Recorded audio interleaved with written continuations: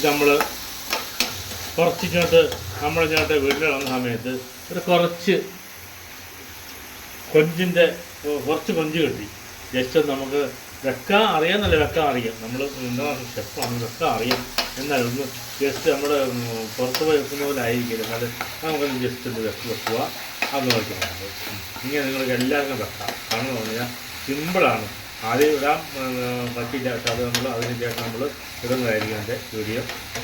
ഇപ്പം നമ്മളിതിനകത്ത് കുറച്ച് വെളിച്ചെണ്ണ ഒഴിച്ചാൽ അതിനകത്ത് ഇപ്പോൾ ഇഞ്ചി, വെളുത്തുള്ളി, പച്ചമുളക്, ചെറിയ ഉള്ളി, കൂടുതൽ ഇത് തക്കാളി. കാരണം നമുക്ക് ഇവിടെ തക്കാളി പേസ്റ്റ് നമ്മൾ ആഡ് ചെയ്യാറില്ല.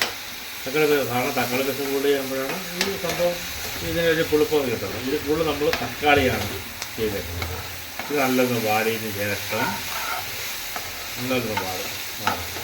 നമ്മൾ ചെറിയ ജസ്റ്റ് എല്ലാവർക്കും സിമ്പിളായിട്ട് ചെയ്യുന്ന കാര്യങ്ങളുള്ള ഒരു കാര്യവും സിമ്പിളായിട്ട് ചെയ്യുക. എല്ലാവർക്കും അറിയാമായിരിക്കും. എന്നാലും നിങ്ങൾക്ക് അറിയാൻ വയ്യാത്തതിന് വേണ്ടി മാത്രമാണ് നമ്മൾ ജസ്റ്റ് പറയുന്നത്. എല്ലാവർക്കുമില്ല. എല്ലാവർക്കും ആർക്കും എല്ലാ യൂട്യൂബിൽ മറ്റുള്ള എല്ലാ ആൾക്കാരും എന്നാലും യൂട്യൂബിൽ ചെയ്തിട്ട് കണ്ട് ആൾക്കാർക്ക് വയറുള്ള ആൾക്കാരും പല ആൾക്കാരും ഇവിടെ ഇടുന്നുണ്ട്. അതുകൊണ്ടൊക്കെ അങ്ങനെ ചെയ്യുന്നത്. ഇതിപ്പം ഇത് നമുക്ക് പഠിച്ച സംഭവമാണ്.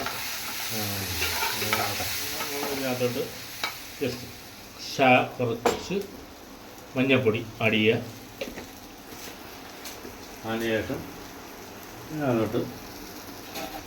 ഇതിനകത്തോട്ട് ഒരു 1/4 ടീസ്പൂൺ മുളക്, അത് കാശ്മീരി ചില്ലി. അതുപോലെ ഒരു 1/4 ടീസ്പൂൺ. ഇതിൻ്റെ ആൾറെഡി ആവശ്യമില്ല, പച്ചമുളക് ഉണ്ട്. അത് 1/4 ടീസ്പൂൺ മഞ്ഞൾപ്പൊടി. അതിൻ്റെ പച്ചമണം മാറുന്നവരെ ജസ്റ്റ് ഒന്ന് നമ്മൾ നിറക്കുക. വെള്ളം ഇവിടെ എന്നിട്ട് ഇത്രയും അങ്ങോട്ട് ജസ്റ്റ് ആയതിനു ശേഷം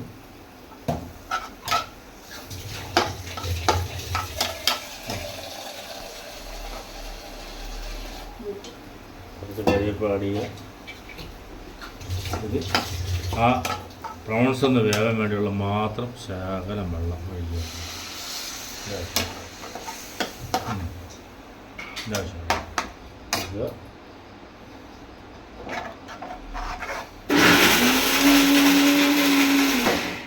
മതിയടെ.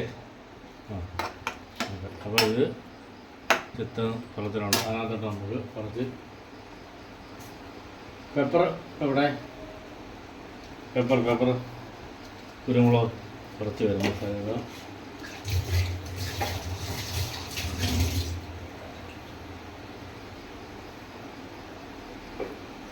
കുരുമുളക് അവിടെ ഇരിക്കുന്നു.